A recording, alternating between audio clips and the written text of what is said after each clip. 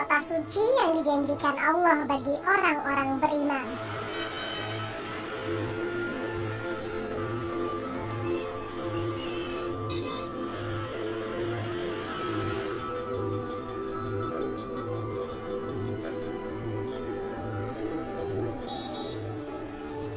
Wajah Yerusalem saat ini berlapis antara perjanjian masa lalu dengan perjanjian pasca perang 6 hari antara Arab dan Israel di tahun 1967. Kemenangan Israel yang dibantu Amerika Serikat salah satunya mewujud dalam pembagian wilayah Yerusalem Barat dan Timur.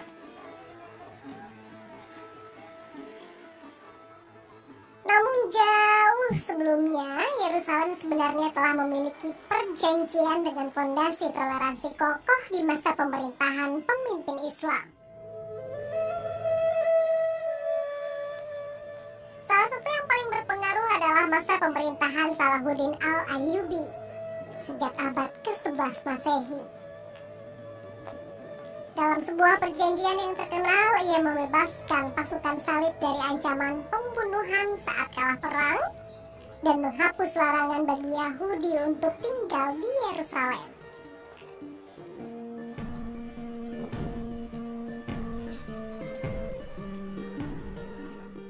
Dan disinilah saya berada, Damascus Gate atau Gerbang Damaskus. Monumen sekaligus salah satu dari 8 pintu masuk utama menuju kota tua Yerusalem. Memasukinya bagaikan terserap kepusaran masa lalu. Ornamen batu yang menghiasi dinding serta jalanan selayaknya gambaran Yerusalem abad pertengahan.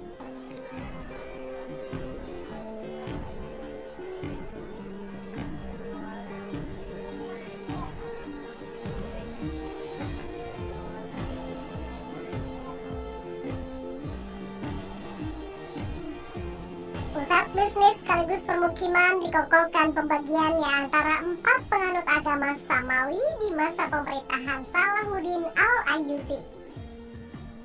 Bagi umat Kristiani, wilayah ini adalah bagian utuh dari perjalanan Isa Al-Masih saat disalib oleh penguasa Romawi. Via Dolorosa atau jalan penderitaan. Begitu mereka menyebut rute jalan salib yang dipercaya harus dijalani Isa Al-Masih sebelum disalib di Bukit Golgota. Di antara 14 titiknya banyak yang berada di lingkungan permukiman Muslim. Dan kisah toleransi abadi dalam setiap bangunan yang hingga kini masih berdiri. Ada beberapa versi dari kisah berdirinya Masjid Umar ini, namun yang paling terkenal adalah saat itu Khalifah Umar bin Khattab diajak untuk berdoa di gereja Makam Kudus, namun beliau menolak karena takut terjadi hal yang tidak diinginkan.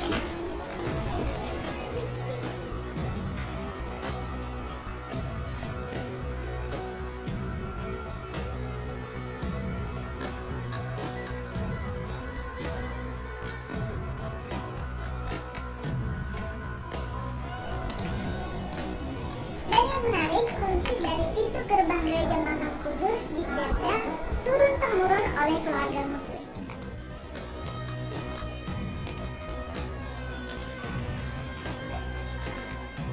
Teladan baik dari Khalifah Umar bin Khattab juga tercermin di dalam kompleks gereja Makam Kudus di sebelah Masjid Umar. Demi mencegah perpecahan di antara berbagai aliran Kristen, seorang penjaga Muslim diperintahkan memegang kunci pintu gereja Makam Kudus ini.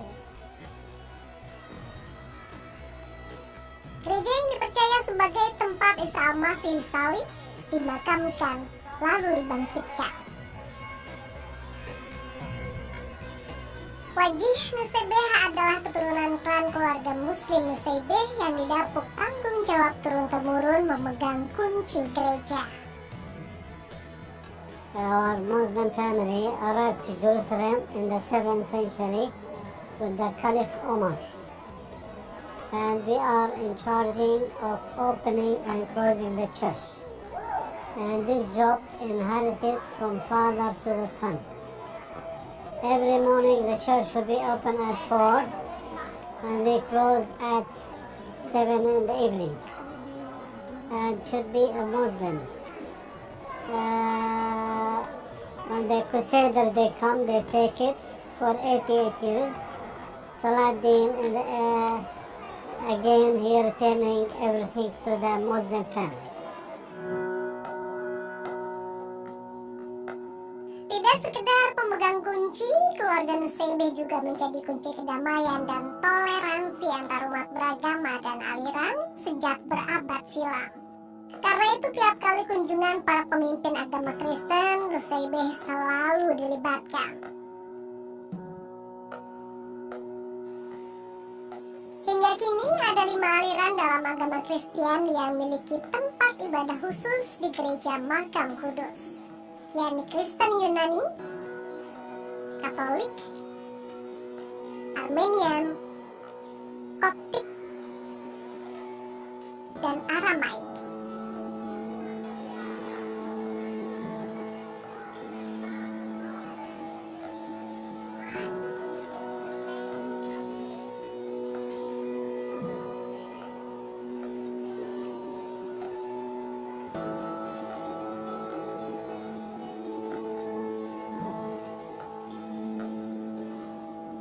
Masing-masing beribadah dengan damai. Keberadaan keluarga Nuseibeh sebagai pemegang kunci gerbang gereja jadi salah satu faktor yang memungkinkan kedamaian ini terus lestari. We are a Muslim, we give a respect for all the Christians to pray, to be friends, and to say welcome to everybody to pray in his part of the church.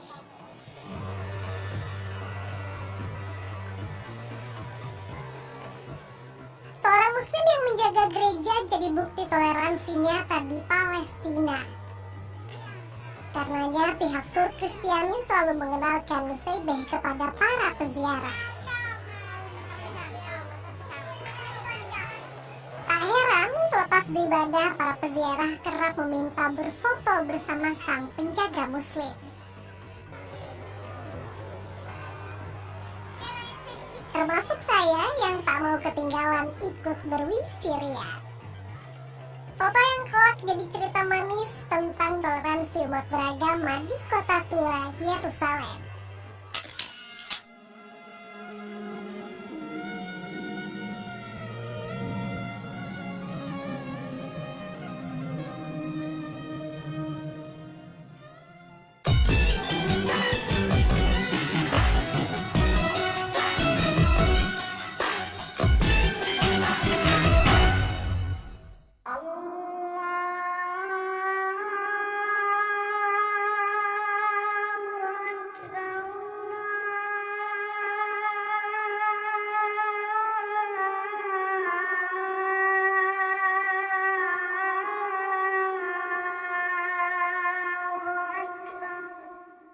Subuh di kompleks Al-Haram Asy-Syarif terasa menenangkan. Disinilah tempat yang dipercaya tiap jengkalnya tak luput dari sentuhan para nabi dan malaikat.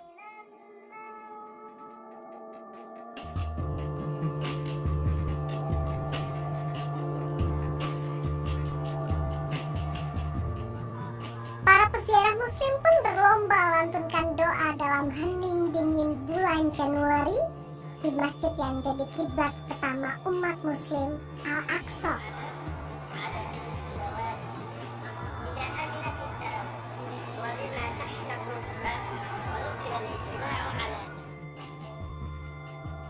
Arsitektur di dalam masjid ini bergaya Islam klasik dengan tiang-tiang besar yang menyangga kubah. Terdapat beberapa sudut ruang yang dahulu dipercaya sebagai tempat para nabi dan khalifah menghabiskan waktu.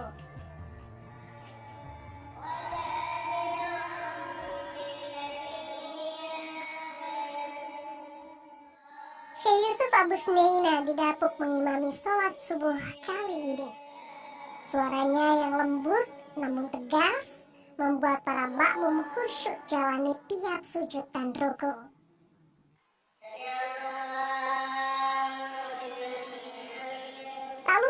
bacaan kunut dipanjatkan dan didoakan para nabi dan syuhada.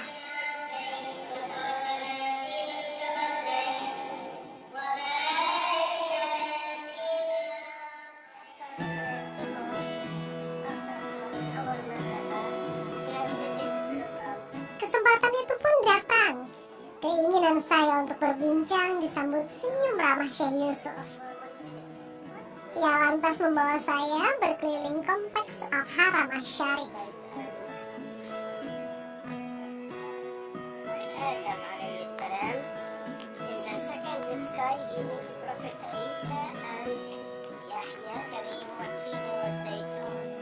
Pagi yang masih setengah terjaga tidak menurunkan minat Syekh Yusuf menerangkan keutamaan kompleks Al-Haram Asy-Syarif ini bagi umat Islam. والزيتون this is about here this is here والزيتون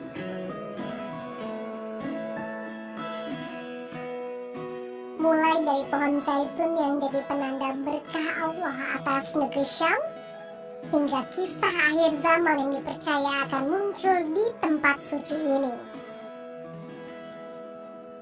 Kunut and Bani Ulama said Prophet Isa alayhi salam to Maryam here. So that area is Bethlehem. Not Bethlehem. Many ulama said she born here. Syekh Yusuf pun membawa saya mengintip suasana di luar gerbang. Nampak kompleks makam umat muslim terdahulu, dikelilingi makam umat Kristiani dan Yahudi melingkari Bukit Zaitun. Mereka percaya akan dibangkitkan bersama-sama Nabi dan orang soleh di akhir zaman setelah Imam Mahdi berhasil mengalahkan Dajjal sang penyaru Nabi Isa. Dan meski hanya dari jendela gerbang, pemandangan Bukit Zaitun nampak begitu indah. Masya Allah.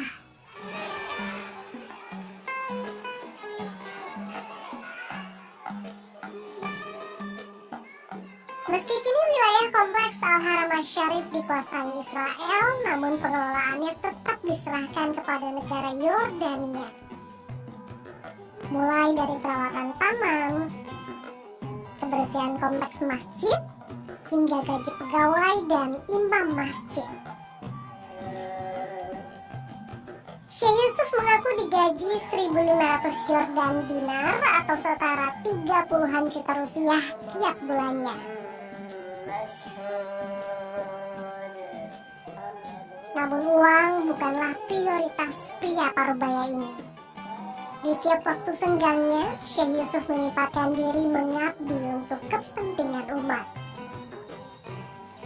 Karena itulah selain senantiasa mendaraskan ayat suci Al-Quran, pria asal Palestina ini juga meluangkan waktunya mengajar bagi para perempuan sekitar kompleks masjid. Sebagian diantaranya adalah janda yang tak mampu bersekolah umum. Semuanya tak dipungut biaya. Beberapa ada yang datang dari jauh demi menempuh pendidikan di madrasah ini. Terkadang jika memiliki uang lebih, Syekh Yusuf juga berikan bantuan atau hadiah kepada para murid.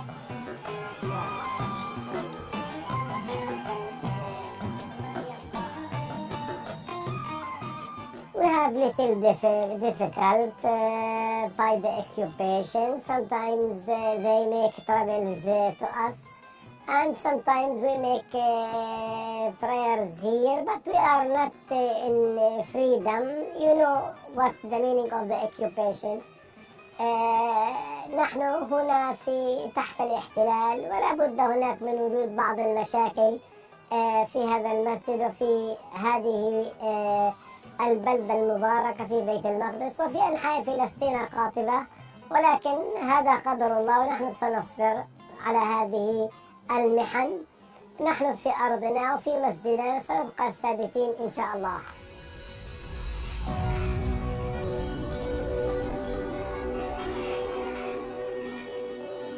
Meski relatif aman momen beraktivitas, Syekh Yusuf dan muslim lain di Palestina bagaikan hidup di dalam sangkar emas.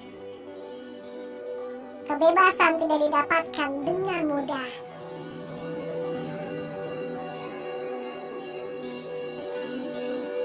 Mengingat di tiap pintu penjagaan ada sebarisan penjaga polisi dan tentara Israel yang bersiaga. Berbagai peristiwa berdarah melawan tentara Israel juga terjadi di tempat ini.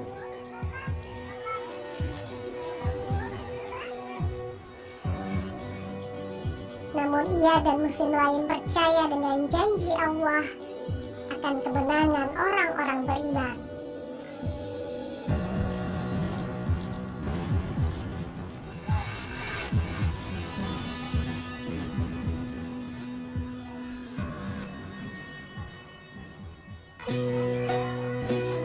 $35 harganya, $35. Boleh dolar, boleh rial, boleh rupiah.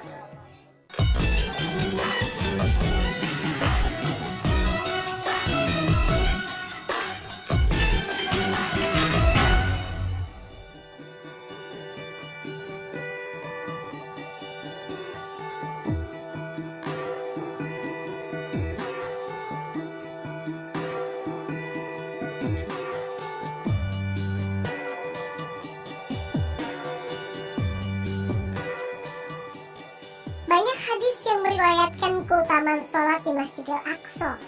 Salah satunya adalah janji pahala ratusan kali lipat dibanding sholat di masjid biasa.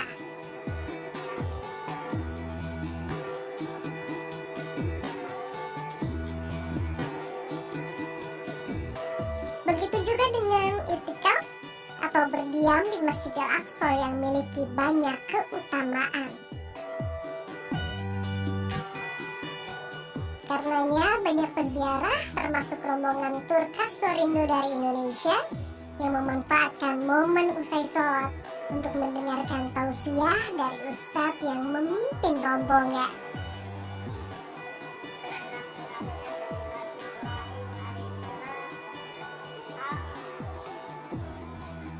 Saya pun tak mau ketinggalan ikut mendengarkan tausiah.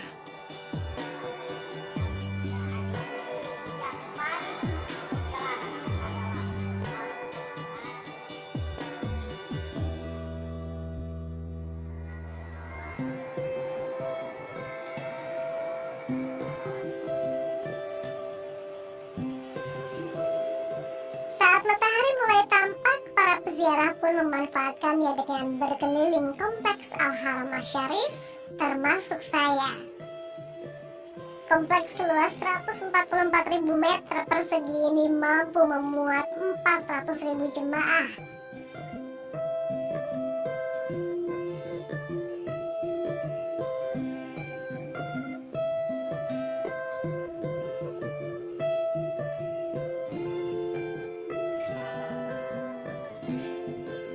Di dalam kompleks terdapat dua bangunan utama, yakni Masjid Al-Aqsa yang bergaya klasik dan Kubah Syahro atau Dome of the Rock yang bergaya Bizantium.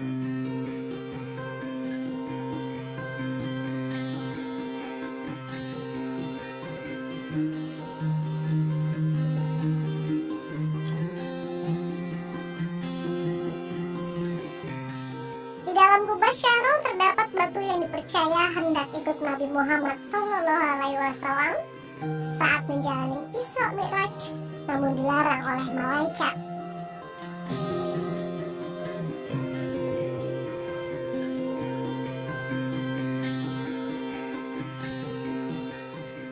Hingga kini banyak peziarah yang sholat di dalam kubah untuk meresapi nilai spiritual perjalanan suci Nabi ke langit.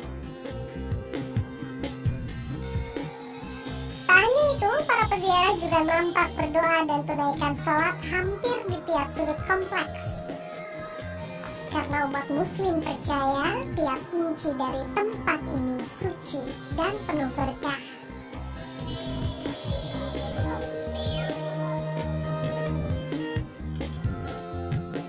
Hampir tiap harinya peziarah muslim dari seluruh penjuru dunia datang ke tempat ini. Namun setahun belakangan, peziarah dari Indonesia semakin banyak.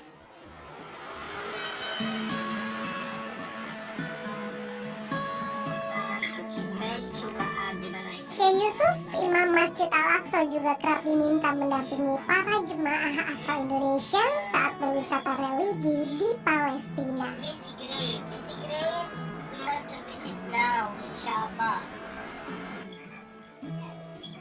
Salah satu situs rohani yang kerap didatangi jemaah adalah Masjid Musa yang terletak 20 km dari Yerusalem. Umat Muslim merayakan pesta namanya pesta Nabi Musa dari waktu sholat haji sampai hari ini. Masjid ini dipercaya menjadi salah satu persinggahan Nabi Musa, Nabi yang juga dihormati umat Kristen dan Yahudi. Karena itu, tidak hanya Muslim, grup peziarah Kristen juga kerap mampir di situs bersejarah ini. Termasuk grup peziarah Kristen dari Maluku. Mereka berangkat bersama rombongan Muslim ke tanah para nabi untuk beribadah, sekaligus mengambil hikmah toleransi dari negeri para nabi ini. Di sini kita melihat sendiri faktanya ya, itu semakin memperkuat iman kita, semakin memperkuat spiritualitas kita, semakin meyakinkan kita bahwa bagaimana kita membangun perdamaian dan persaudaraan itu menjadi penting.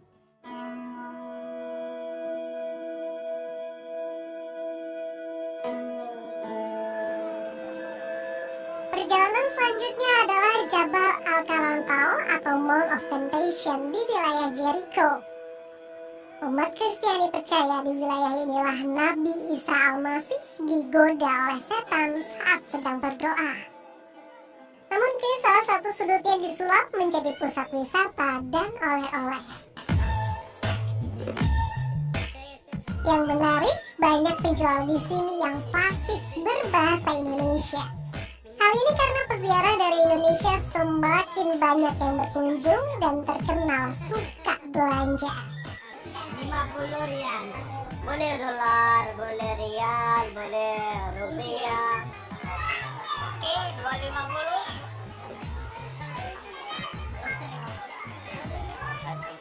Ini tas kulit untuk asli haji. Cenderamata khas Palestina mulai dari tas kulit,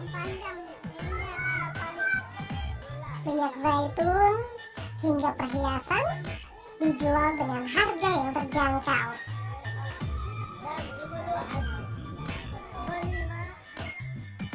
Namun jika ingin sekedar bersantai, para pengunjung juga bisa mencoba naik unta berkeliling bukit. Cukup membayar 20 hingga 40 shekel atau setara 70.000 hingga 140.000 rupiah per sekali putaran.